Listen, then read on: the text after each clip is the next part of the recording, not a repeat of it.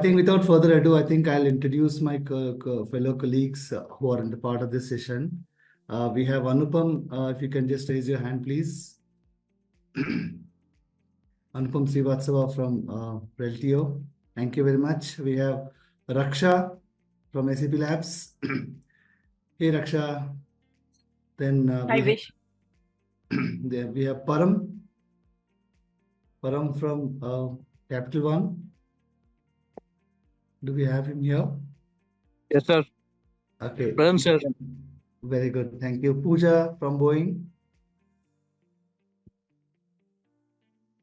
Pooja. Hi, Vish. I'm there. Okay. So interestingly, we have both Airbus and Boeing taking us through today. So I think the ride will be very wonderful. So we have Chena Reddy. I heard him anyway. I think he's definitely here. Thank you, Chena Reddy. And do we have Sudhir here? Yes. Sudhir. Hey, Sudhir. Hi. And last but not the least, Dishank. Dishank from Odisha. Hey, Vishwa. Hi, everyone. Hi. Guys, I think there was a good note by Suraj. And Suraj, thank you for that digital gawar. I learned something of that, and I'll ensure that we'll not become like that. But then that's a very interesting one. I'm suggesting you to do some kind of coining of the word because I don't think I've heard that kind of word until now. So please do something there. It's a real good one that we've heard from you. So without further ado, I think Anupam, my favorite question to you, right? So. So a lot of people are talking about skills first, and all that stuff. I would just wanted you to kind of define me what is skill first approach, and I think on the cake maybe you would also want to give us some examples of if you're doing something in your work in your current implementations. Thank you. Thanks, Ashwa. Hi, good afternoon, everyone, and a lot of known faces there. So good to see everyone again virtually here, and hopefully we'll meet soon in some of the conferences there. So. Okay, about the topic of skill-first recruiting, I think it's a very interesting topic. And if we see in the real-time world how it has been perceived, I would say, because there's always a tug-of-war between a brand, between an orthodox and very conventional way of doing things or something different, doing something differently, right? So it's very important to understand what is it really actually a skill-first thing to do. So a skill first, basically, if I connect to the recruiting word, it basically goes for a skill first recruiting refers to a hiring approach where the emphasis is primarily placed on the assessing a candidate's skill and abilities rather than focusing on solely on factors like, educational background or previous job titles or professional backgrounds, etc., etc. By saying that, I'm not saying that those things and details can be ignored, but I'm saying some of those things can take a back seat when we are purely looking at a skill first approach to hire somebody. So this is what it means, a skill first thing. Earlier ways like, okay, fine, B.Tech, IIT. I'm not saying it's all the bad colleges and those things are good or bad colleges. There's not nothing like good and bad in this. But in today's scenario, I'm seeing that shift from companies moving from where you have come from versus what you know. I think that's making a big difference in the current society and the entire game there, right? Yeah. And if I really have to talk about its significance, right? The significance is enormous. Like we can talk about anything around that. It provides you a rapid technological advancement, right? With this rapid pace of all technology advancement, the new things that are coming up, a skill requirement give us an edge to evolve quickly and like allows company to adopt new things and changes what's coming into the market very fast. Nowadays, if you look at pre-COVID, I don't know how to define post-COVID because still I could see that impact ongoing side. But pre-COVID and now, I would say like the changing nature of the work. So this skill first concept has evolved a lot, especially in last couple of years, where the nature of work is shifting towards more of like a project-based or remote or gig economy models, if you talk about those things, right? So a lot of things are like contributing that part. And definitely it is helping companies survive in the global competition, right? Like everything, more like 80-90% people they're working in a global environment, right? So it's in the global competition, there are a lot of companies are globally either they are from the different locations or they are serving a client different locations. So this kind of thing is skill first people and help organizations remain very competitive because they have the skills what we need. Rather, we have somebody who is having the background but not the skill, right? Yeah. But again, so apart from that, like a lot of dimension can be looked into, like your specialized skill part, right? So you can have your specialized skills part if you have the skill based hiring, right? And cost effectiveness, and then diversity inclusion plays a lot of role, because when you promote a skill first to recruiting promotes list. So focusing on the candidate's abilities rather than the background or demographics, etc., right? So prioritizing the skills there. It Yeah. has a lot of benefits, and as to answer Vishwa's question on like if I have seen something. So I think recently IBM has implemented that Yeah. that's their new collar initiatives, right? Where they're purely heading towards the skill first hiring approach, what they're doing. And Tesla, if you look at some of they have published one company-wide node, and one of the paper they published, I think 7 months back. The approach and the things they're looking into, they have also tweeted about that. The CEO tweeted about that, the way they are looking into the purely into skill-based side of it. Yeah. So this is how I see like skill first recruiting, but at the same time, like if the lot of advantages there, but there's a downside to it also. And before we adapt and before we follow that part, it always looks very flashy and good. But before we adapt and before we go for that, I think we should be also understanding the limitations with this. That will give you the holistic approach, right? Like limitations, you can talk about like very limited focus about that, right? Skill first recruiting may prioritize specific technical skills over others, important qualities like cultural fitment, or maybe soft skills, etc. Right?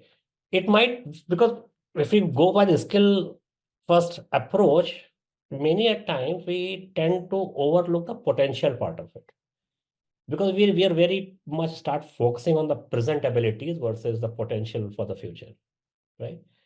It may also intend the lack of diversity. Sometimes it looks like sometimes it's a short-term approach, right? And I've seen people like retention challenges in those cases because they know something what they are, but because they don't have a uh, other skills or potential, or maybe they're expert in one domain, so retention also becomes a problem. So I would say overall, it's a good thing to have, and that's where the world is turning into. But at the same time, the moment we start approaching this thing, we should always keep in mind how the other important things are not ignored. So that's my take. Yeah. Thank you, Anupam, for scaring us enough. I think it is important for all of us to understand this before implementing it.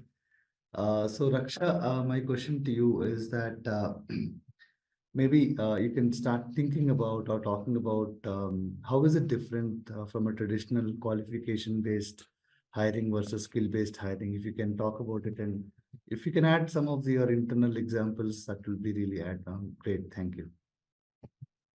Sure, Vishwa. Hello, everyone, and absolutely happy to be here. I think I will start from where Anupam left. So he spoke about how a skill first hiring approach or a skill first approach is good, but it can also be challenging. Now, the beauty of a skills first approach is that, or rather, it should be applied across the full talent life cycle. Yeah. If an organization has a common language for all talent related decisions across functions, be it talent acquisition, be it your training, development, etc., then an organization can think more holistically about what are the skills that the organization has and what are the needs of the organization for the future. Obviously, imagine if an organization ties its EVP to a fact that we are not hiring you for this role only, but we are hiring you for the organization. So while you may have 50 or 60% of the skills that are needed for this role, but we're looking at upskilling you, grooming you to take roles in the future as well. How compelling that EVP would be for an employee or for a probable candidate to join that organization, because the employee would see that there is a potential to grow, and it's about a career and not a particular role itself. Yeah.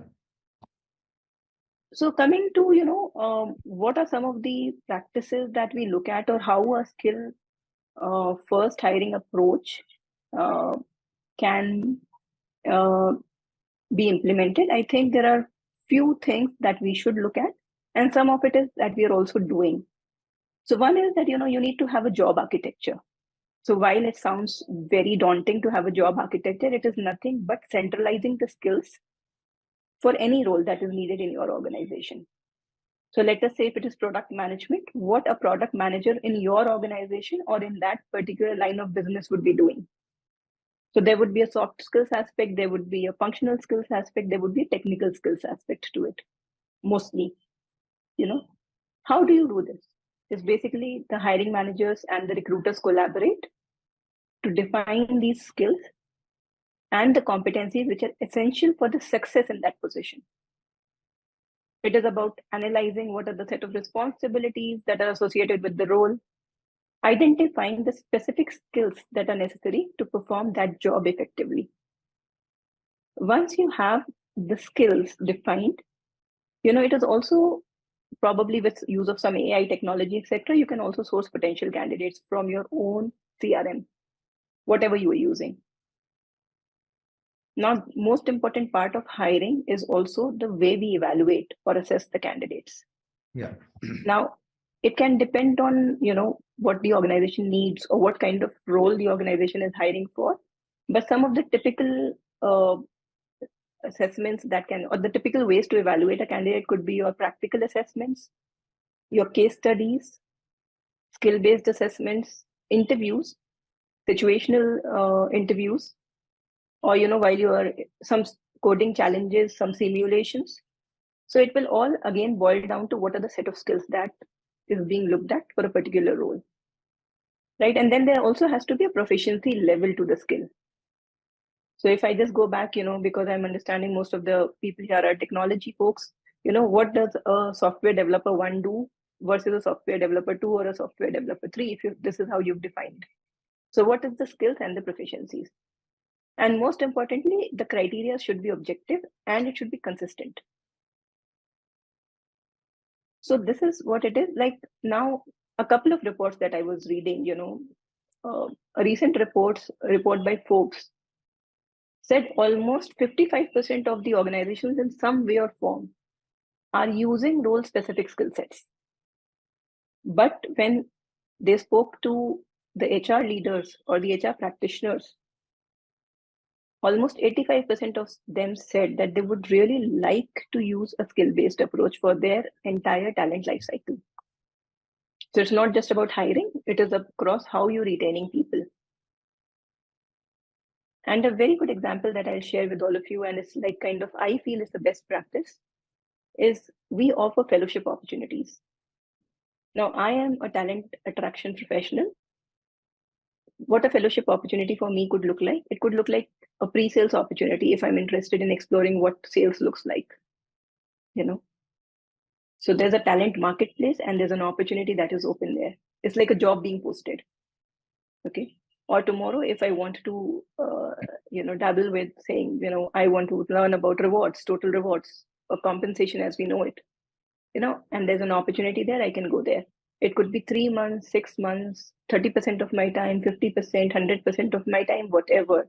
It could be defined, and I go and work with that team, right? And then I evaluate whether I'm really interested, not interested, if there's an opportunity, no opportunity. But what I've done in this is that I've developed that set of skills. Yeah. And I've actually seen people from development come and dabble in HR and recruitment, and then they've made great careers. And the other way around, the vice versa. I had recently I had a team member who went for a fellowship opportunity with the pre-sales team for about 8 months.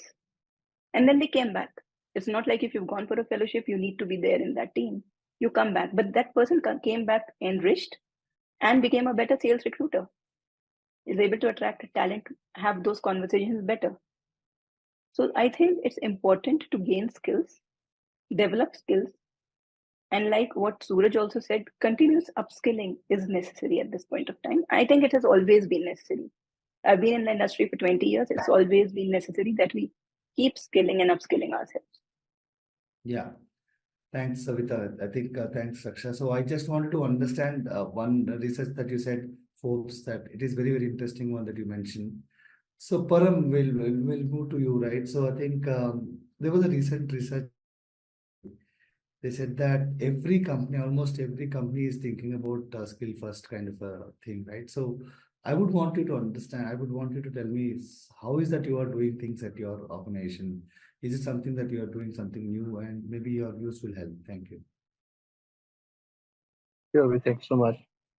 I think before going to this question, I think I really align what Anupam and Raksha have said, that I think it is totally aligned with that. And when we look at the study today, so 83%, the employers, they are really working on it. I think that's not new, the corporate world. I remember when I started my journey back in 2004, even if somebody used to write just a Java in the CV, companies like HCL, Adobe, and all that, I think you used to hire a person.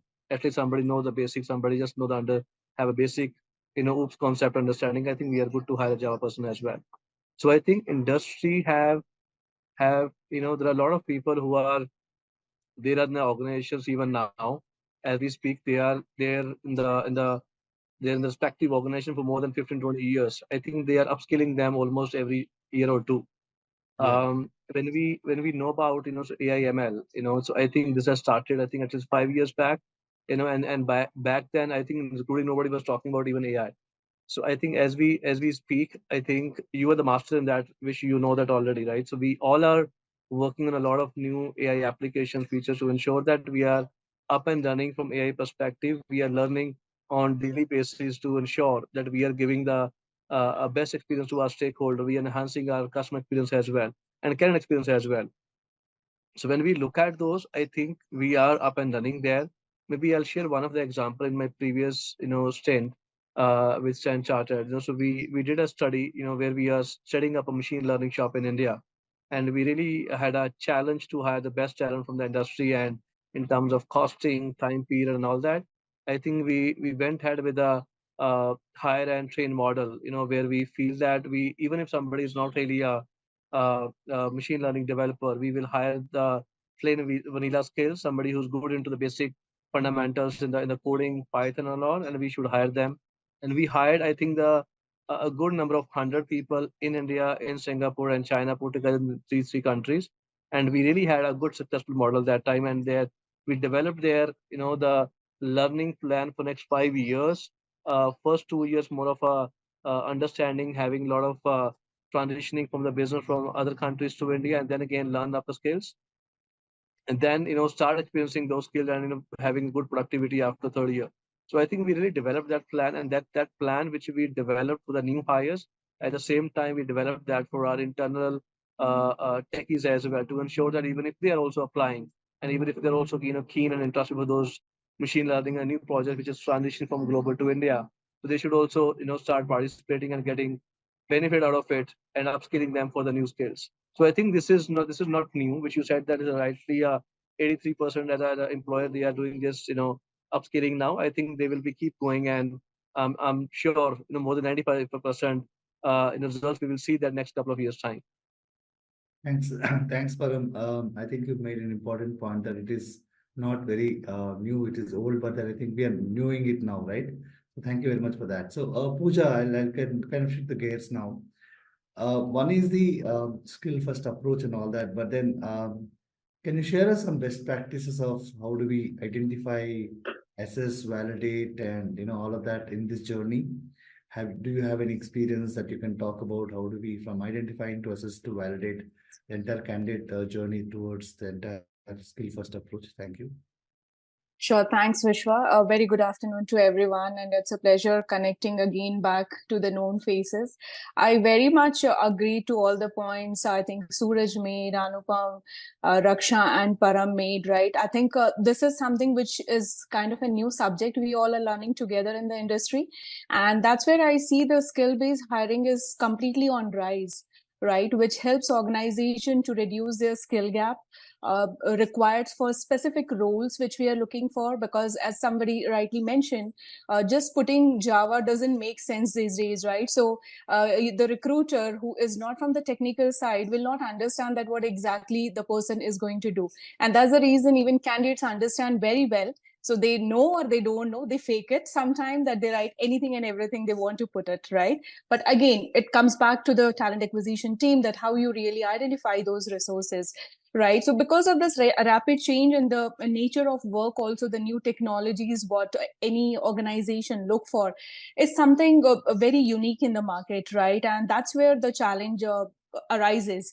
And that's where I see what is happening is the kind of an office which we are giving it, right? The agility and the flexibility in the current lucrative environment for the organization is like to get the resource who is really great in the skill, right? And same for the candidates as well, because they just don't want to come and join the organization and do that coding and then go away, right? Everybody comes with a mindset of the multiple opportunities, learn the different cultures, right? And grow with the organization. And that's where I think we all are calling out again and again about the upskilling and reskilling, which we also do it being into the talent acquisition, and we expect everyone to do it in the each role, right? So with that, the best practices I would like to share, I think already we have discussed specifically, but want to go back on the job description or the job analysis, how we put across, right? That is something very important when we really talk about the skill. Because I do literally, when I see a job description asking anything and everything, and I ask them that, are you looking for a scientist or a developer? Please help me understand. Because if I don't understand, how will I make sure that I am getting a right candidate, right? So the analysis of the job is very important. And that's where we play that talent partner role, right? With the hiring manager, to help them understand that the skill what you're looking for has to be something which is in a layman language easy to understand, right? And with that, I would say the essence or the aspects, we suggest a lot of different kind of an assessments to them. For each level or the role, we have different kind of an assessment. And as in best practice, in my 18 year of career, what I have seen is for all the programming coding thing, the skill assessment as in term of the coding test, the aptitude test, because somebody who can code well, but somebody who doesn't understand how to articulate your code will not work, right? That's where our industry is moving toward, right? With the behavioral interviews, where we put it across to them in the scenario based question to help them understand if you are a junior developer or a mid level or a senior level. When you go and interact with your client, you are good at coding, but if some question comes in, how do you really articulate the thing? That helps understand that you really know your language of the skill well or not, right? So the behavioral interviews are equally important to evaluate, right?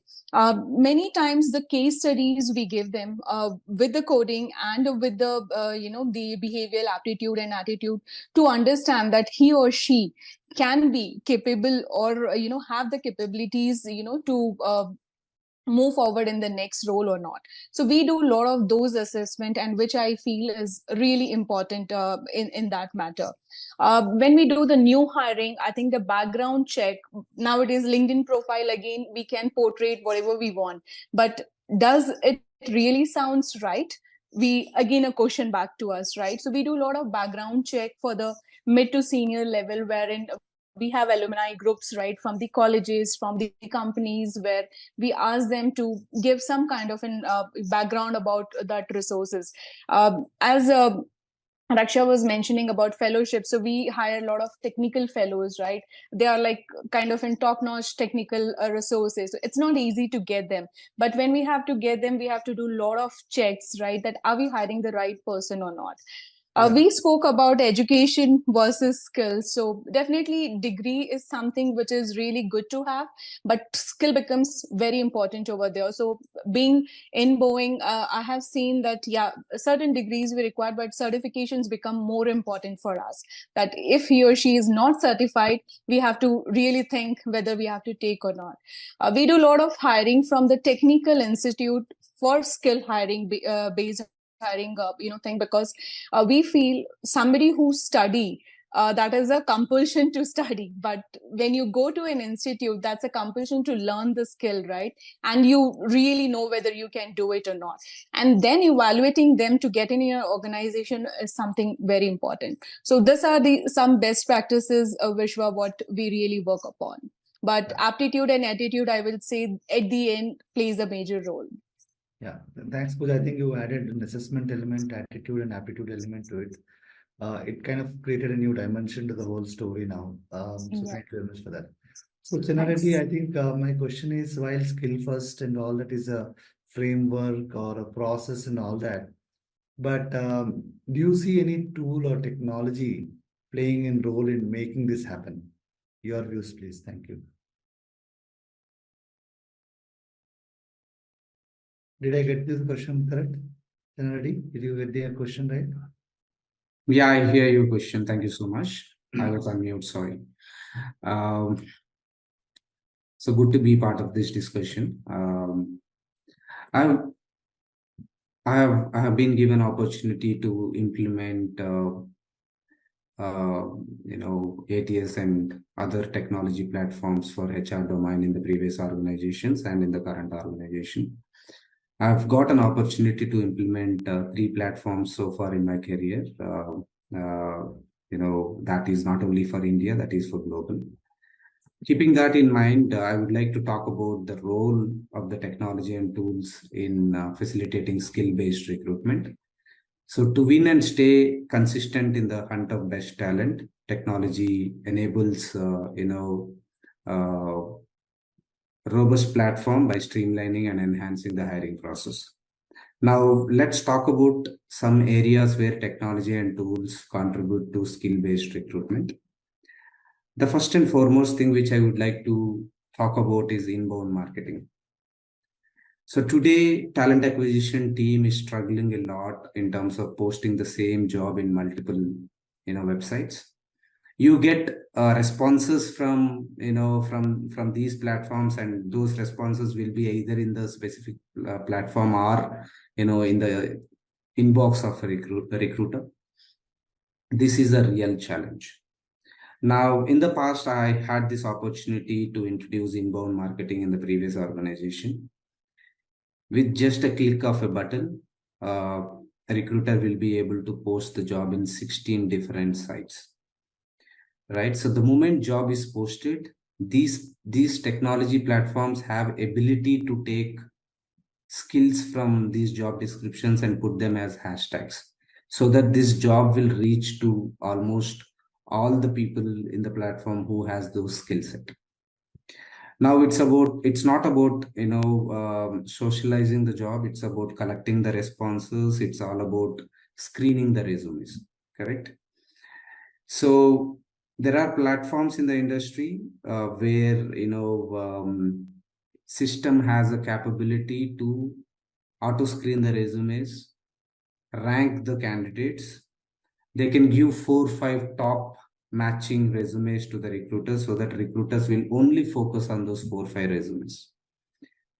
So this will really help us to reduce the number of interviews, reduce the SLA of hiring. And in my personal experience, and this is the real-time data which I'm going to give you, a candidate who has applied through inbound marketing, the probability of him or her joining the organization is 92%. Yeah. Right? Before that, I was assuming that employee referral has the highest joining ratio. But after implementing these technology platforms which are AI enabled, I'm able to get more responses, reduce the screening time, reduce the SLA, and the probability of joining is also really high. That's one thing which I would like to bring to your notice. Thanks. And the most important aspect is skill-based assessments. We have technology and tool help evaluate candidate ability in a standardized manner. So this will avoid human bias. So even today, we are doing interviews without, tools and technologies in place. We should quickly, change over from the current practices. Raksha was talking about the way we evaluate, right? So that's the reason, this is something which is very important. There has to be skill-based assessments powered by tools and technologies. Thanks, Reddy. I think you made an interesting point. In fact, there was a recent article about LinkedIn where they said that if you apply to a role, the chance of you joining the organization is 90%. If you have been approached by us, somebody else asked you to apply, your joining ratio is only 75%. Yeah, absolutely. I think the inbound example is really good, Chenna Reddy. Thank you very much for that. Thank you so much. So there will kind of shift gears now. So India or any individual is very, very good at, while we're talking about current stuff, a lot of people talk about future stuff also, right? So do you see any trends, future trends and predictions that can change the way we are looking at things? Maybe your views, please. Thank you. Thanks, Vishwa. First of all, thanks to GWFM and iMocha for creating a platform and pulling all people with the right skills and the abilities to share their experience. I think this is a wonderful opportunity for all of us. And for people who are listening and who want to acquire certain amount of experience, I think it's a great platform for that. Okay, thank you, first of all. Okay, so looking at futuristic. So first and foremost, I think we are overdoing and thinking about a skill as saying that it has been recently evolved, right? It's not a skill which has been recently evolved. Way in, say, around 1482 rather, I would say that, right? So Leonardo da Vinci was the first person who, created a resume, first of all. Wow. Right, so that is something where he wanted to share this to the Duke of Duke, saying that he has got a skill and he want to get recognized and do a kind of a job that he is doing across. So that is where it started, saying that people have realized in the age-old days, saying that skill is a basic competency which is required to perform a task. Having said that, so how are we going to look at future? So future is something which is to me, it's more imaginary. Rather being in the present is more important to start with. And when we're looking at future point of it, I see a lot of technology getting involved into it. While we also saying that the soft skills, behavioral skills, and everything is a skill as such. So when we say behavior is also a skill, right? Yeah. So in most of my organizations, what I have done is we have created a behavioral framework to understand what sort of a culture which is required for a person to showcase their abilities. So this is where technology like AI, ML, and what I call virtual reality, all these kicks into it. So in one of my previous organizations, we wanted to assess what I called a natural calamity that has happened. So how do we do that? So it is not practical for a person to go and visit each and every place and find out saying that what is a calamity that has happened. So we created something called a virtual reality, where through a drone which goes there and makes the assessment there. And through virtual reality, the person is able to assess the entire damage that has happened, and they can start claiming the insurance which is required for that. So technology is evolving at every space, where it really helps people to narrow down in more analytical way to saying that how much of assessments can be done in much more accurate manner and brings the right talent to the table.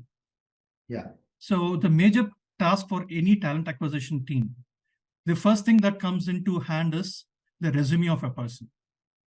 So nowadays, resumes are written by AI and ML, right? So how do we really crack this?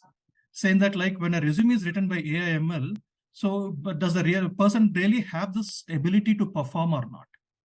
This is where the same AI ML helps us to interpret a person to saying that whether the person has the capability or not.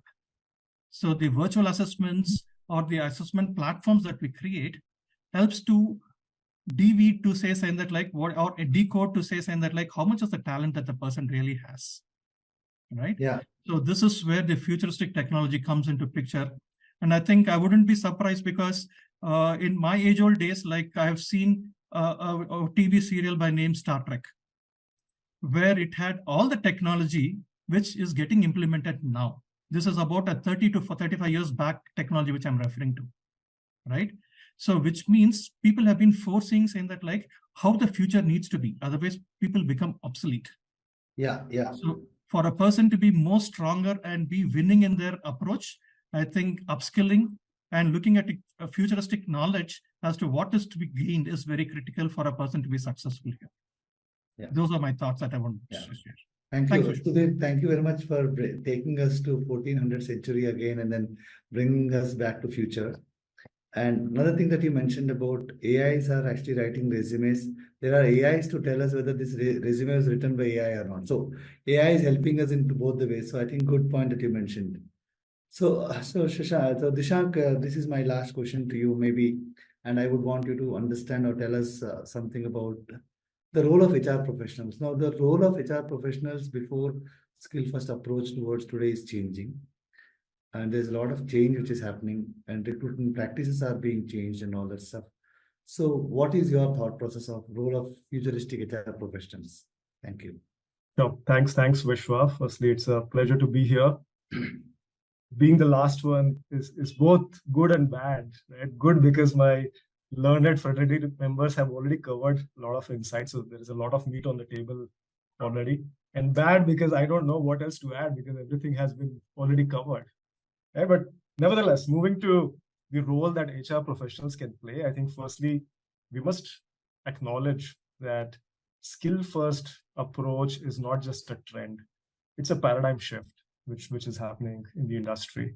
And we as HR professionals are at the forefront of driving this change.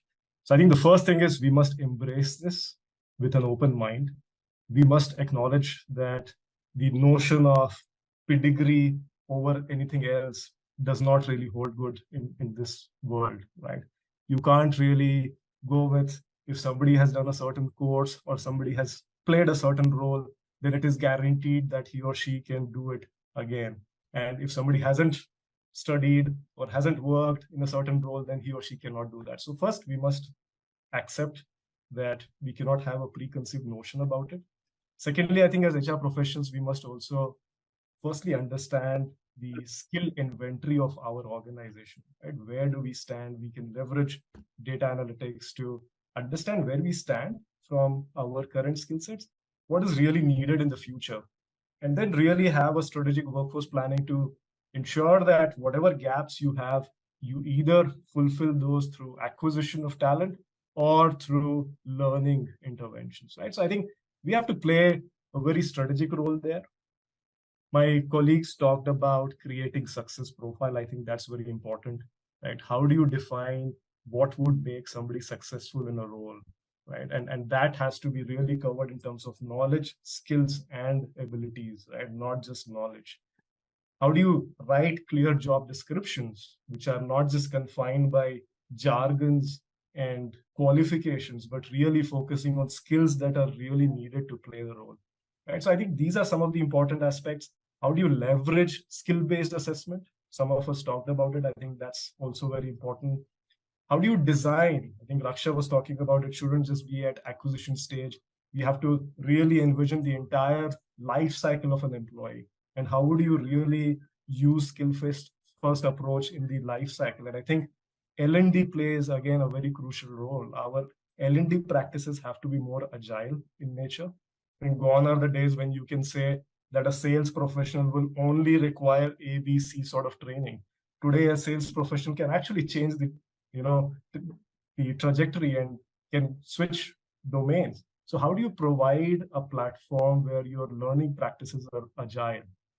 And I think last but not the least, as HR professionals, we must act as coach and business enablers in this journey.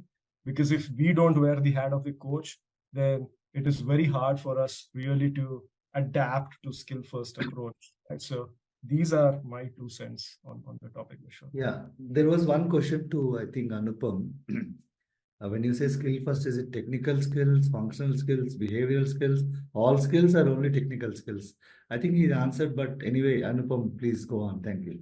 So when I say skill, I'm talking about the relevant to that industry or organization, what you think is the primary skill you're looking for or what you're hiring for. If it says it's a technical skills or any other skill, it all depends, like the kind of job description you have, the kind of people you're looking for. Because even in current scenario, if you look at we keep talking about all the AI involvement and everything. We have been talking about the metaverse implementation, but the basic job description copy paste is still not gone. So that is still there, right? If it says skill, so we have to be very careful when we say what skill it is, right? So out of 10 skills, we're hiring for 2 skills. It could be technical, it could be your written, it could be your presentation, it could be anything, what I'm saying, right? If somebody should have a good presentation marketing skill.